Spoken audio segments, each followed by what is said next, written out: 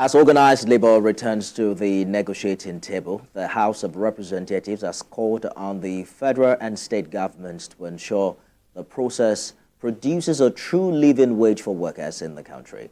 The lawmakers also criticized the shutdown of the national grid and other essential services. I'm joined now by former Vice President of the Nigeria Labour Congress, Issa Tijani. He joins me on TVC News at 7 for more perspectives on this. Mr. Tijani, thank you for joining us on the news of this hour.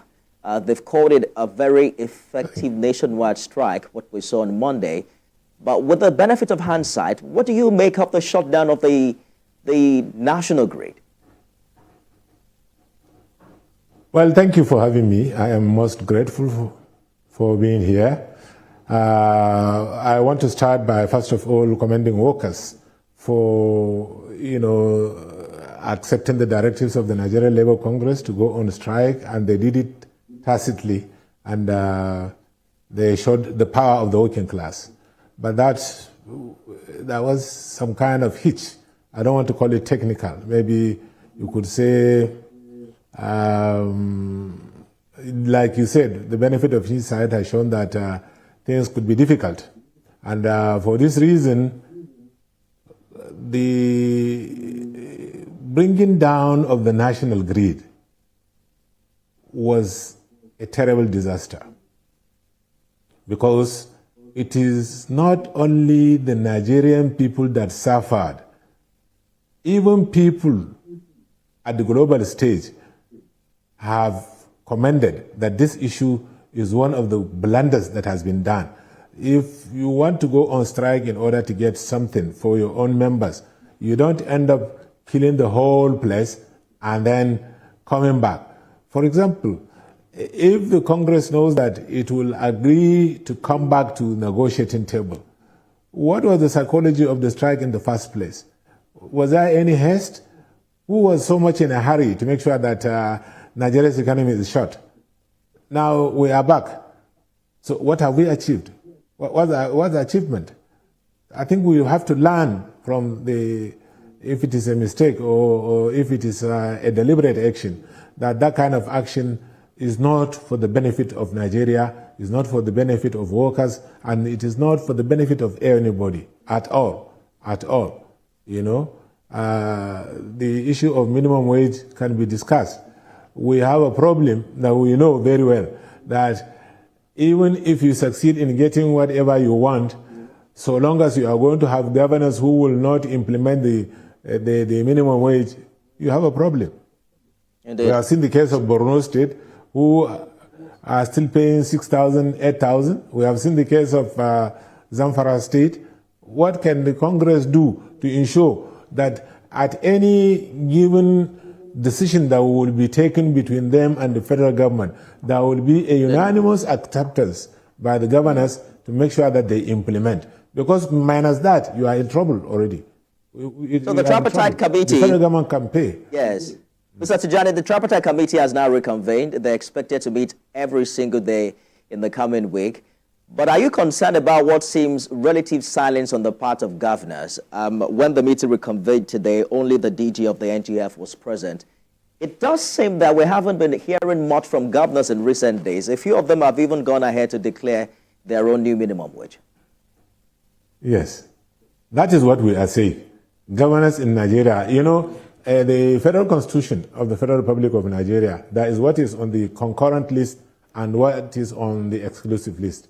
Now, these governors want to force down the throat of the president and the federal executive to make sure that they will have the power of deciding what they are going to pay in their own states, so that they bastardize the constitution and make it, be on the concurrent list. So that's what we are saying. That first of all, why don't you establish the confidence between you and the federal government to make sure that the president, most of the people that are governors in the states are people from his party. Why don't you have this confidence between you and the federal government to make sure that you speak unanimously, that the moment a pronouncement has been made by the federal government that this is the minimum wage, everybody will follow. But if you end up fighting and fighting and fighting, this is a democratic era. The president can only, if you use the word, he can cajole governors to follow suit his action, but he can't force them to do it.